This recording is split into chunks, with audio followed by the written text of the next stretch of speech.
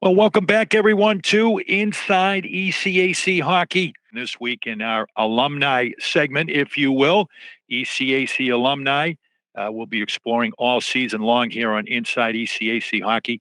And we're going to get started here with a very prominent ECAC alum, an outstanding career for the Clarkson Golden Knights, playing for Jerry York, the all-time winningest coach in the history of college hockey and a Hall of Famer. And he is an icon of not only Clarkson hockey at the collegiate level, but at the NHL level with his career with the Los Angeles Kings, both as a player and then as general manager, administrator, and then on to the St. Louis Blues, where he finally had a chance after 4 decades to hoist the Stanley Cup. We'll be talking about that and some other subjects here with our guest, Dave Taylor. Dave, welcome. Almost welcome back since we had a chance to talk this summer on my Games People Play show. It's great to reconnect with you again. Well, thank you, Bernie. Good to be on with you again. Looking back, Dave, your experience with college hockey and coming to college hockey, growing up in a small town, mining town in Ontario, and the opportunity to come to the States and to play college hockey, just to give us some insight and perspective as to how all that came about. Well, it goes back 50 years, Bernie. It goes back 1973. I grew up in Levack, Ontario. It's a small mining town about 30 miles northwest of Sudbury, Ontario. And that would be about a 5-hour drive north of Toronto. So I played all my minor hockey in Levack and right up through midgets. And I was looking for an opportunity to go to school. I hadn't been drafted by major junior in Canada, so I played a year of junior B in my hometown of Levack. They had just started a league up there, and I was going to grade 13, which is the last year of high school, kind of a prep year for university in Canada. And February of 1973, we just finished the game in Levack, and the coach came in, Coach Bob Parker, and said to me, there's a coach here from Clarkson wanted to talk to you. So I went out in the lobby, and that's the first time I got to meet Jerry York. And I was a late bloomer. I think at that time I was probably 5'9", 130 pounds. But I'd like to think I was a pretty good player, and I was a leading scorer in the Junior B League. And when I met Jerry out in the lobby, he said, I'd like to come over to your house and talk to your mom and dad about you coming down to Clarkson. And so that's how the whole story started. Jerry came over to the house, and my brother actually ran home to let my parents know that the coach was coming over, and he had a little pop-up video. He talked about Clarkson. He showed us a video. They showed the campus, showed the hockey rink, showed the locker room where everything was so well organized. And that was the start of it. I think he made his presentation. We had a few questions, and then Jerry said to my dad, Mr. Taylor, what do you think? And my dad said, I'd love for my son to get an education. And the two of them shook hands, and I was on my way to Clarkson in the fall. Indeed, on your way. And you mentioned about your prowess growing up and coming through it at the junior level. Wanted to make note of the fact that you beat out a guy named Gail McCourt, league scoring title, became the first overall pick in the 1977 NHL draft. So you were competing at a very high level and making a name for yourself as a very productive offensive player at that time before Clarkson. Well, that was the interesting part of it. They just started this junior B league up in that area. Major junior hockey had just come to Sudbury. And the year that I played junior B, which was the 72-73 season, Randy Carlisle played in Azilda. Ron Duguay played out in Valley East, and Dale McCourt played games for Coniston. Those guys were a couple of years younger than me, but they were playing up, and they eventually all played major junior before moving on to the NHL. But it was a very good league, and travel wasn't too bad, and it was an opportunity for me to be seen and to have the opportunity with Jerry to go down to Clarkson. and down to Clarkson, and boy, the rest is history with your achievements at Clarkson over the course of your career. Just to put it in perspective, from a statistical standpoint, 116 career games, 251 career points, 98 goals, 153 assists for that total. And your ECAC Player of the Year 1977, a season, by the way, to put it in perspective for all of you fans currently of college hockey, the man that we're talking to had 108 points in 1977 with 41 goals. He added 67 assists. Just remarkable, the productivity at your for your career at Clarkson. Played on some great teams at Clarkson. You think back during those days, part of Jerry York's very first recruiting class, and just some of the memories that immediately come to mind about competing in the ECAC and competing there in the hockey hotbed of the North Country at Clarkson with the great rivalry with St. Lawrence. Yeah, well, I have to pinch myself every so often. I mean, I thought I might be working in the mine, and when Jerry York showed up and offered me the opportunity to go to Clarkson, I mean, I absolutely loved it. We didn't have a great team my freshman year, as you mentioned. Was part of Jerry's first recruiting class in 1973. He had just taken over for Lenny Siglarski. Lenny had gone down to Boston College to coach, and Jerry became the head coach up at Clarkson with Bill O'Flaherty as his assistant. Mm-hmm. But the first year we actually missed the playoffs. Back then, the ECAC was just one league. Hockey East hadn't split off yet. I don't know how many teams there were my first year. I know my senior year there were 17 teams, and the top eight would. That's right. Yeah, so the top eight would make the playoffs, and we ended up, I think, finishing 9th or 10th. We just missed the playoffs, and that's the first time in like 25 years a Clarkson team had not made the playoffs. So it was pretty disappointing, but we vowed to be better, and we seemed to get better each year. And by the time I was a senior, and I had a chance to grow a little bit and get a little stronger, we actually finished first in the league. So we had the number one seed for the first round of the playoffs, and then to go down to the Boston Garden. But I absolutely love my time at Clarkson. When you played up there, I mean, it's a small village of Potsdam, and really the whole village is very, very supportive of the hockey program and of Clarkson University. And our nearest rival would be St. Lawrence, 9 or 10 miles down the road. We had some great games with St. Lawrence.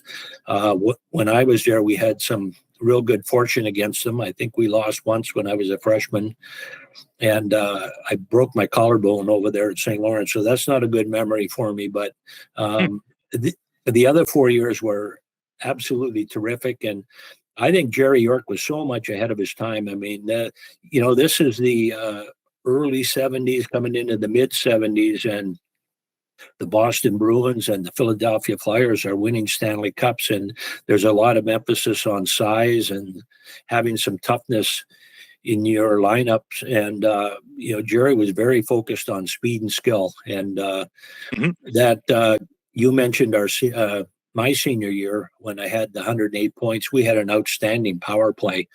I saw some stats on it probably last year. I think it's the number one ranked power play in ECAC history. We were 42% on the power play. So that's why we had so many points, and that's why we were able to score so many goals. But Jerry did a great job, as did Bill O'Flaherty as our coaches. And that power play, I can close my eyes and envision you playing against Boston University with that power play. Bill Blackwood was an All-American in defense. Oh, by the way, he had 71 points as a defenseman. You had Kevin Zappia, who was a great trigger guy on the power play, and the skill level, the talent level on the ice was just outstanding. Yeah, that number one power play unit had Bill Blackwood and Murray Wright on defense. Marty McNally was the center that would work down low. I I was on my off wing, and Kevin Zappia was off that far post, and he's Clarkson's all-time scorer as far as goals are concerned. I think 102 or 103 goals in his career. Kevin just had a knack around the net, and he would pay the price to get in there in tight, and he could finish. As you mentioned, Bill Blackwood was a threat to score from the blue line, had a wicked shot. He could really shoot it, and he could make plays as well. Had mobility to move laterally on the blue line, so he could find seams to get the puck through.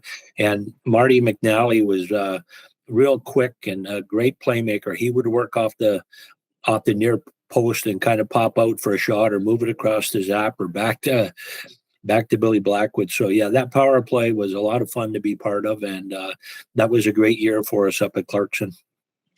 And you got to tell, you told it to me during the summer, the draft story for everybody out there, once again, of the modern age. And draft is showcased, it's televised, social media, families sitting around, gathering, waiting for the selection with the cameras. Your draft story is a little bit different to find out how you were drafted. Yeah. Well, I was I was drafted as a 19-year-old. It was actually after my sophomore year at Clarkson.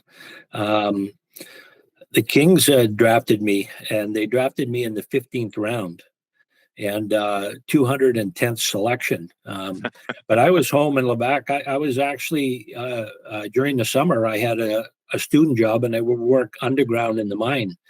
I had an idea that the draft was going on, but I hadn't really thought about it much. But the day after the draft, I got a call from my sister, Linda, who works at the credit union in Levac, and she was in the office, and one of her coworkers had gotten the Toronto Star and was going through the draft list, and says to her, "Linda, where does your brother go to school?" She goes, "He goes to Clarkson." He says, "We got drafted yesterday by the LA Kings in the 15th round." So that's how I found out about the draft. My sister called the house. My dad actually answered the phone, and he said, "You were drafted by the LA Kings yesterday in the draft." So, just to have that opportunity, I think meant a lot to me. They actually drafted Bob Shaw. I was drafted in the 15th round. Bob Shaw was one of my classmates at Clarkson. He was taken in the 16th round. And back then there was no limit on the number of rounds. They would draft until every team in the National Hockey League passed. Then the draft would be over. But I have to give the credit there to the King Scout Alex Smart. He lived up in Ottawa, and he came to a lot of games down at St. Lawrence, down at Clarkson. It was about an hour and a half or 2-hour drive probably back then for him. And he took a liking to me, I think, and he finally convinced the Kings to take me late in the draft in 1975. And 9 years later, just a little bit of a side note to that, he also convinced the Kings to draft Luc Robitaille out of Hull or out of Gatineau in the 9th round. And Luke turned out to be a pretty good player for the Kings as well. Not bad. There's two good selections. And on to the Kings, and an iconic 17-year career.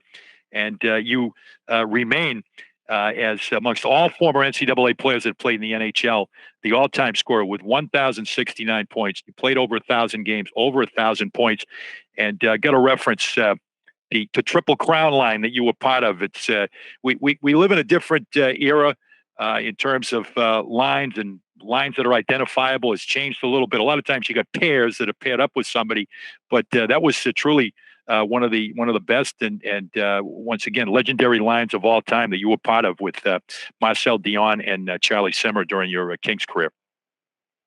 Yeah, no question. I think when I first went to the Kings in '77, I actually went for a tryout. The Kings were sharing a farm team with the Islanders in Fort Worth, Texas. So I went down on the March break, and the Kings didn't want to sign me right away. They weren't sure if I was big enough or skated well enough.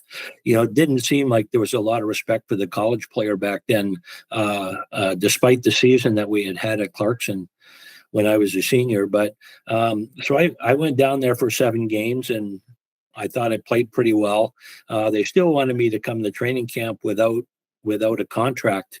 But this was a time when the World Hockey was still activated, was still was still operating and was an option for players. So Art Kaminsky was my agent at the time, and we got a contract offer from Cincinnati for a 1-year deal.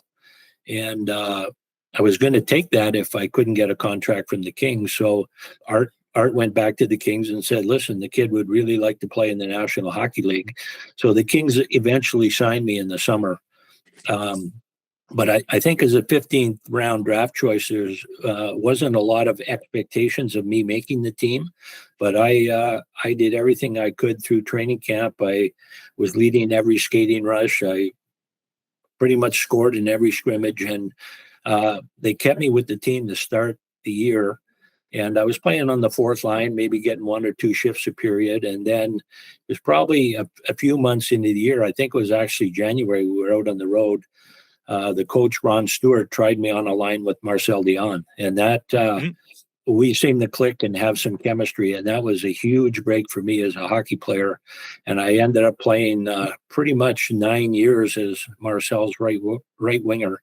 And we had a lot of success. And January of the following year, Bob Berry was now the coach of the Kings, and he had played with Charlie Simmer down in Springfield the year before, and he recalled Charlie to play on left wing with Marcel and I, and that was the birth of the Triple Crown line.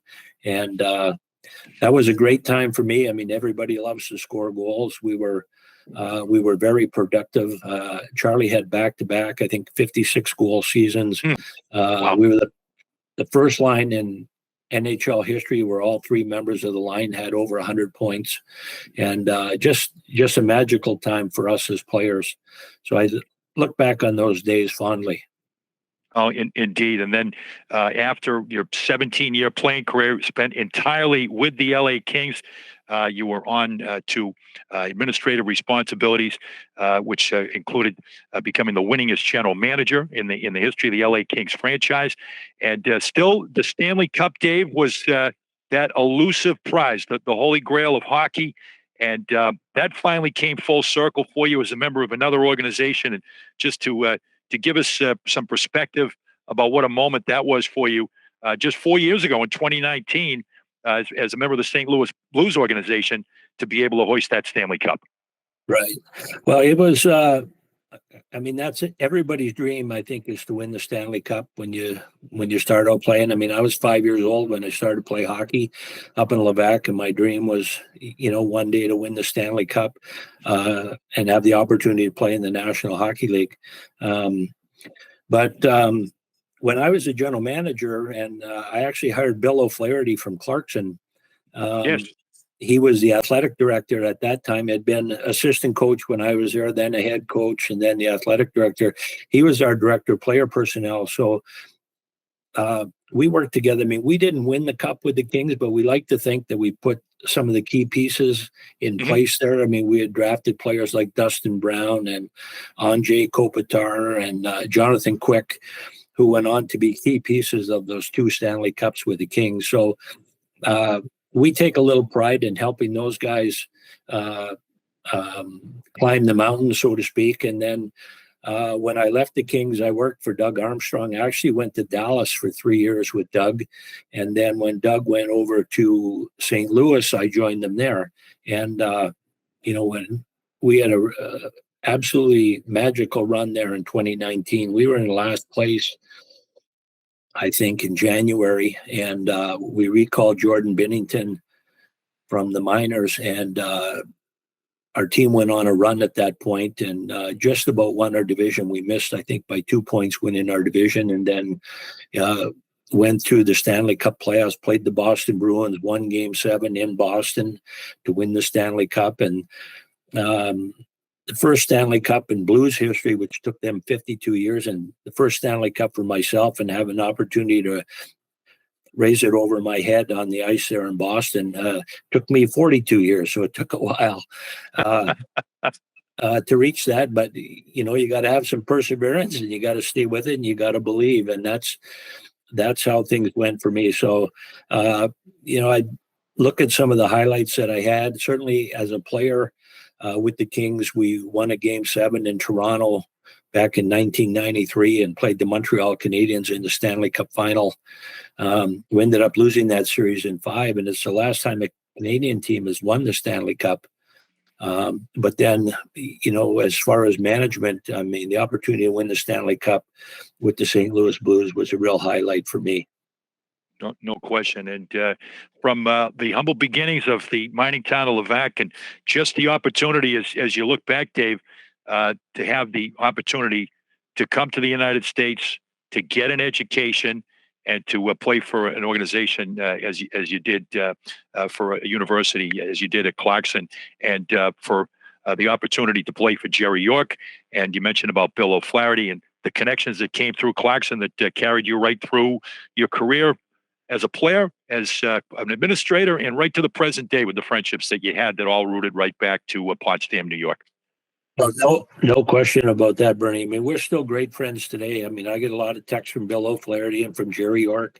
So we stay in touch, and, they made such a huge impact in my life, and having the opportunity to go to Clarkson. I mean, I was a late bloomer, as I said earlier. If you're 130 pounds and you're heading off to college, but fortunately I grew about 3 inches, and that environment in college where you play 30 or 35 games a year, and you have the rest of the week to train and to work out, and the facilities that the schools have today are absolutely beautiful. I was up at Clarkson. They've redone the whole downstairs of the men's and the women's locker rooms, the weight rooms down there. I mean, the whole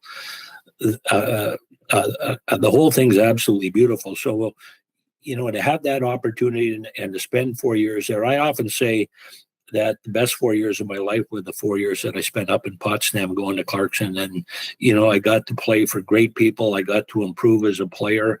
I got an education, which is what my dad wanted me to have when he first spoke to Jerry York. So, I think that college, the game continues to grow. We see more schools starting programs, more schools building new arenas.